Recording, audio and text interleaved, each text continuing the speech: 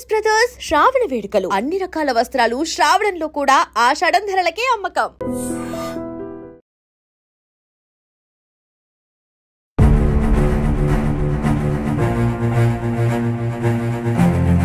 అరే తమ్ముడు, సారీరా, నువ్వు జాగ్రత్త.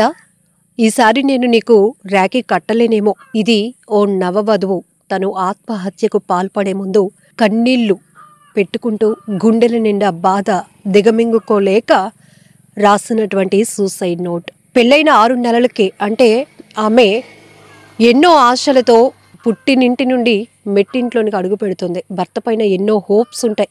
అత్తమామల ఇంట్లో చాలా బాగా చూసుకుంటారు అనే ఒక నమ్మకంతో వెళ్తుంది. కానీ పెళ్ళైన 6 నెలలకే భర్త వేధింపులు భరించలేక తాను చనిపోతున్నాను అంటూ తన ఆత్మహత్యకు ముందు రాసినటువంటి సూసైడ్ నోట్ ప్రతి ఒక్కరికంట కన్నీళ్లు పెట్టిస్తోంది. పూర్తి డీటెయిల్స్లోనికి వెళ్దాం. ఆ నవవధువు రాసినటువంటి సూసైడ్ నోట్ కూడా ఒకసారి చదువుదాం. అందులో అమ్మతో ఆమె మాట్లాడిన మాటలు, నాన్న అంటే తనకి ఎంత ఇష్టమో చెప్పినటువంటి మాటలు, తమ్ముడికి చెప్పినటువంటి మాటలు, రాఖీ కట్టలేనేమోరా, నువ్వు జాగ్రత్త, సారీరా అంటూ ఆ అక్క రాసినటువంటి లెటర్ ఏంటో ఒకసారి డీటెయిల్స్ చూద్దాం. అమ్మా, నేను ఇక ఉంటున్నాను, నాకింకా బతకాలని మాత్రం లేదు. వీడు తాగొచ్చి ప్రతిసారి కొడుతున్నాడు. ఆ సాయి అనే అమ్మాయి గురించే ఎక్కువగా మాట్లాడుతున్నాడు. ఆ అమ్మాయి అందం ముందు నేను పనికిరాను అని, ఆ అమ్మాయి గుర్తొస్తుంది అని చెప్తున్నాడు. నన్ను ఈరోజు కూడా తాగి వచ్చి మంచం కేసి కొట్టాడు. తలను బాగా గట్టిగా కొట్టడం వల్ల తలంతా నొప్పిగా ఉందమ్మా అంటూ రాస్తుంది ఆ అమ్మాయి. వీపు మీద గట్టిగా గుద్దుతున్నాడు. అసలు నేనేం చేశాను అమ్మా? మంచిగా ఉండటం కూడా నా తప్పైపోయిందా? కానీ ఇలాంటి వాడి దగ్గర ఉంటే ఎవ్వరూ బతకలేరు, నేను ఉండలేకపోతున్నాను. మన ఇంటికి వచ్చేద్దామంటే మిమ్మల్ని ఇబ్బంది పెట్టలేక చనిపోతున్నాను అంటూ రాస్తుంది అమ్మాయి. మంచాన్ని గట్టిగా గుద్దాడు. ఇంకా ఆ మంచం కింద ఉన్న టైల్స్ కూడా పగిలిపోయాయి. వీడిని మాత్రం వదలొద్దమ్మా, వీడి అమ్మా నాన్నను మాత్రం అస్సలు వదలకండి. డోర్ కూడా గట్టిగా గుద్దుతున్నాడు. నన్ను కూడా గట్టిగా కొడుతున్నాడు. నా జుట్టు పట్టుకుని గట్టిగా లాగుతున్నాడమ్మా. చాలా నొప్పిగా ఉంది, తలంతా నొప్పి పుడుతుంది. నా డ్రెస్ని కూడా చింపేశాడు. నన్ను గట్టిగా పట్టుకుని లాగినప్పుడు నా డ్రెస్ కూడా చిరిగిపోయింది, చింపేశాడు. మీరు జాగ్రత్త. ప్రతిసారి నన్ను నాన్నని తిడుతూనే ఉన్నాడు. నాన్న జాగ్రత్త. నాన్న, నువ్వంటే నాకు చాలా ఇష్టం. నువ్వు ఉన్నావన్న ధైర్యంతోనే పొగరుగా ఉండేదాన్ని చదువుకున్న టైంలో కూడా. అలానే పేపర్స్ కరెక్షన్స్ చేస్తుంటే తీసుకుని విసిరేస్తున్నాడు. కాలేజ్ వాళ్ళకి పేపర్స్ ఇచ్చేయండి, బీరువాలో ఉంది నా తాళి. అరే జాగ్రత్తరా, మేబీ నేను ఈసారి నీకు ఇంకా రాఖీ కట్టకపోవచ్చేమో. అమ్మా నాన్నని జాగ్రత్తగా చూసుకో.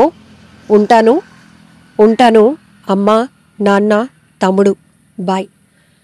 ఈ మాటలు చదువుతున్నప్పుడే నాకు కళ్ళల్లో నీళ్లు తిరుగుతున్నాయి.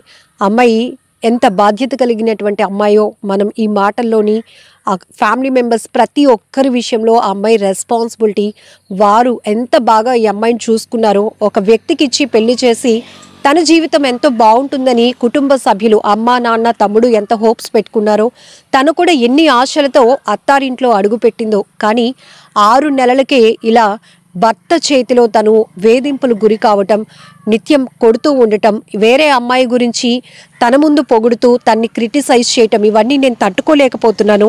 అయినా కూడా నేను చాలా మంచిగానే ఉన్నానమ్మా, కానీ ఆ మంచితనం ఇప్పుడు నాకు పనికి రాలేదు అని ఆమె రాసినటువంటి సూసైడ్ నోట్ చూసాం.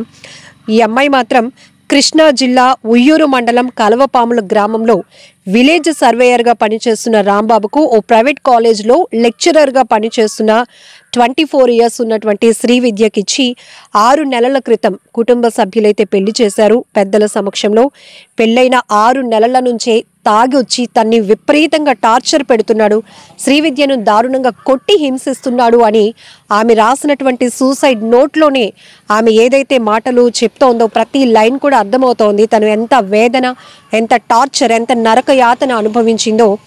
అలానే ఆ అమ్మాయి ముందు పనికిరాని మాటలు మాట్లాడుతూ హేళన చేస్తున్నాడు అని కూడా తను చెప్తోంది. తన తల మంచానికి వేసి కొడుతున్నాడు, వీపుపై కూడా పిడుగుద్దులు గుద్దుతున్నాడు. అలానే తను కొట్టిన దెబ్బకు ఆ మంచం కింద ఉన్న టైల్స్ కూడా పగిలిపోయాయి. అంత బలమైన గాయాలతో నేను చాలా పెయిన్ఫుల్గా ఉన్నానమ్మా, భరించలేకపోతున్నాను. కానీ ఇలా నేను అత్తింటి నుంచి భర్తను వదిలి ఇంటికి వచ్చేద్దామంటే మీకు నేను భారంగా ఉండకూడదు అని చెప్పేసి ఇక చాలు ఈ జీవితం అని తనువు చాలిస్తున్నాను అంటూ ఆమె రాసినటువంటి సూసైడ్ నోట్.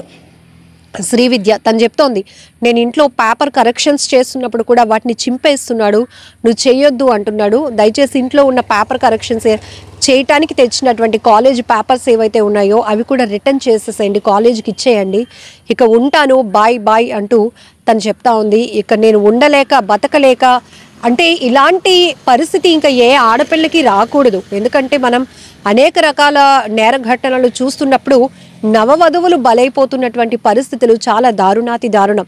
ఇలాంటి ఘటనలు వింటే మరొక అమ్మాయి పెళ్లి చేసుకోవాలనే ఆలోచన కానీ, అత్తింటికి వెళ్ళాలనే ఆలోచన కానీ, భర్తతో హ్యాపీ లైఫ్ని ఉండగలుగుతాము అనే విషయాన్ని కూడా ఎంతవరకు వాళ్ళు పాజిటివ్లో ఆలోచించగలుగుతారు ఒకసారి మనం కూడా ఆలోచించాలి. ఇక్కడ ఈ అమ్మాయి కూడా ఆ వ్యక్తి పొజిషన్ బాగుంది, చాలా బాగా చూసుకుంటాడనే ఉద్దేశంతో 6 months బ్యాకే వాళ్ళకి ఇచ్చి పెళ్లి చేయడం జరిగింది. ఆ అమ్మాయి కూడా లెక్చరర్గా పనిచేస్తుంది ప్రైవేట్ కాలేజ్లో. కానీ జీవితాన్ని ఎంతో అందంగా ఊహించుకుంది, కానీ ఒక్కసారిగా ఊహలన్నీ కూడా తారుమారైపోతాయి అని మాత్రం ఆమె అనుకోలేదు. బట్ 6 నెలల నుంచి చాలా టార్చర్ భరిస్తూ వచ్చాను, ఇక నా వల్ల కావట్లేదు, అరే తమ్ముడు ర్యాకీ వస్తోంది కానీ సారీరా నేను ఉండట్లేదు, చనిపోతున్నాను, నీకు ర్యాకీ కట్టలేకపోతున్నాను అంటుంది. అలాగే ప్రతి అమ్మాయికి నాన్నతో ఉన్న బాండింగ్ చెప్పలేనిది. ఎందుకంటే ఆడపిల్లకి తండ్రితోని అలాగనే అబ్బాయికి అమ్మతో ఎక్కువగా మంచి సన్నిహితం ఫ్రెండ్షిప్ లాగా ఉంటుంది వారి బాండింగ్ అని అంటూ ఉంటాం. రెగ్యులర్గా మనం చూస్తున్న దాంట్లో కూడా ఎక్కువగా అమ్మాయిలు నాన్నకి ఎక్కువగా అటాచ్మెంట్తో ఉంటారు, నాన్నకి ఎక్కువగా ఎఫెక్షన్గా ఉంటారు. అలాంటిది ఈ శ్రీవిద్య కూడా అమ్మకే సూసైడ్ నోట్ రాసినప్పటికీ కూడా నాన్న నువ్వంటే ఇష్టం, నువ్వున్నావన్న ధైర్యంతోనే నేను చాలా పొగరుగా అంటే చాలా చదువులో విషయంలో అప్పుడు కావచ్చు చాలా అగ్రెసివ్గా ఉండేదాన్ని, చాలా ధైర్యంగా ఉండేదాన్ని నాన్న, బట్ ఇప్పుడు నా పరిస్థితి అంతా మారిపోయింది, మీరు అందరూ కూడా బాధపడొద్దు, నా గురించి ఆలోచించొద్దు, కానీ ఇది పరిస్థితి, వీడి చేతిలో నుంచి నేను తప్పించుకోలేకపోతున్నాను, వీడు చాలా టార్చర్ పెడుతున్నాడు, బట్ వీడిని వాడి ఫ్యామిలీని మాత్రం వదలొద్దు అంటూ శ్రీవిద్య రాసినటువంటి సూసైడ్ నోట్ ఒక రకంగా తీవ్ర బాధ కలిగిస్తూనే ఆలోచింపజేస్తోంది. ఎందుకు ఇంత దారుణంగా? మీకులాగానే మీరు కూడా వివాహ జీవితాన్ని అటు అమ్మాయి అబ్బాయి ఇద్దరు బాగుండాలి అని అనుకుంటేనే ఆ కాపురం చాలా సజావుగా జరుగుతుంది. అందులో ఇద్దరిలో ఒకరు నెగిటివ్ థాట్స్తోని ఒకరు పాజిటివ్ థాట్స్తో ఉన్నా కూడా ఇలానే కాపురాలు కూలిపోతూ ఉంటాయి. కొంతమంది అయితే ఆ టార్చర్లు భరించలేక అటు పుట్టింటికి వెళ్ళే పరిస్థితి సాహసం చేయలేక తను చాలిస్తున్నటువంటి పరిస్థితి. అయితే ఇక్కడ మాత్రం శ్రీవిద్య నువ్వు చేసింది తప్పని నేను అంటాను. ఎందుకంటే నువ్వు చదువుకున్నావు బాగా, నిన్ను మంచి నీ కాళ్ళపై నువ్వు నిలబడగలుగుతావు అని నిన్ను ఒక స్ట్రాంగ్ ఉమెన్గా తీర్చిదిద్దాలని మీ అమ్మ నాన్న కావచ్చు నిన్ను అంతవరకు చదివించారు. ఒక లెక్చరర్గా నువ్వు పనిచేస్తున్నావు అంటే నీకు చాలా బ్రైట్ ఫ్యూచర్ ఉంది.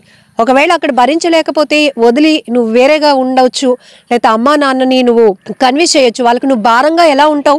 ఆల్రెడీ చదువుకున్నావు, నువ్వు జాబ్ చేసి అమ్మా నాన్నకి నువ్వు ఇంకా సపోర్ట్గా ఉండొచ్చేమో, కానీ ఇలాంటి నిర్ణయం తీసుకోవడం మాత్రం చాలా బాధాకరం. ఏదేమైనా మరొక నవ వధువు అత్తింటి వేధింపులు భర్త వేధింపులు భరించలేక తనువు చాలించినటువంటి బాధాకరమైన విషయం అని చెప్పొచ్చు. ఇలాంటి ఘటనలు ఆగాలంటే మీరేమనుకుంటున్నారో కూడా ఈ విషయంపై కామెంట్ బాక్స్లో మెన్షన్ చేయండి. నిజంగా ప్రస్తుతం ఉన్నటువంటి సమాజం దేనికి ప్రయారిటీ ఇస్తుంది? ఆర్థిక సంబంధాల చుట్టూ మాత్రమే తిరుగుతోంది. మళ్ళీ ఎన్నికలంగానే చాలా విరక్తి కలుగుతాను. మంచి అనిపిస్తుంది కదా, లేడీస్ కూడా ఛాలెంజింగ్ జాబ్స్ చేసినప్పుడు చాలా బాగుంటది. ఫుడ్ డెలివరీ ఇవ్వటానికి వెళ్ళినటువంటి డెలివరీ బాయ్ అనిల్ పై